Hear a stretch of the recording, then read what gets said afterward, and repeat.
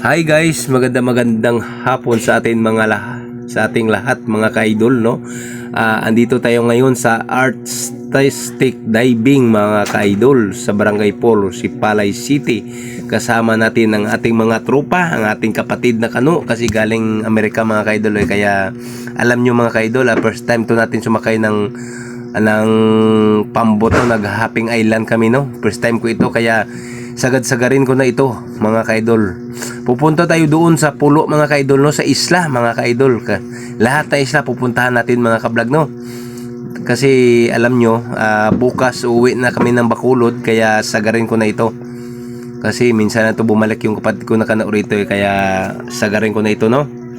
Kasama ang ating mga tropang guwara, no. Mga kablog, pupunta na tayo doon. Tingnan yung paligid mga ka-idol, oh, napakaganda, at saka yung tubig sa ilalim napakalinaw talaga mga ka-idol. Yan, tingnan yung paikot-ikot, napakaganda talaga.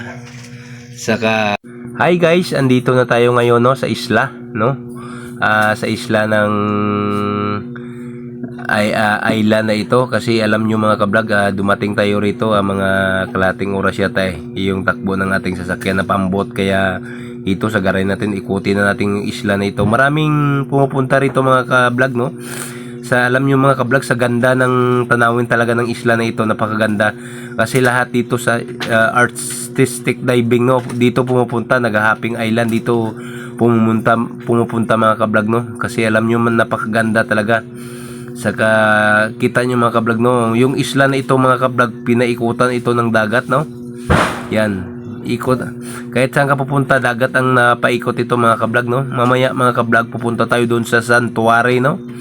Santuary ito mga kablog, Santuary, bawal yan lahat na pamingwitan ng mga isda. At saka mga kablog, pag pumunta ka ron may bayad, no. Pag naliligo ka may bayad na 50, no. Kaya pupunta tayo ron, abangan nyo mga.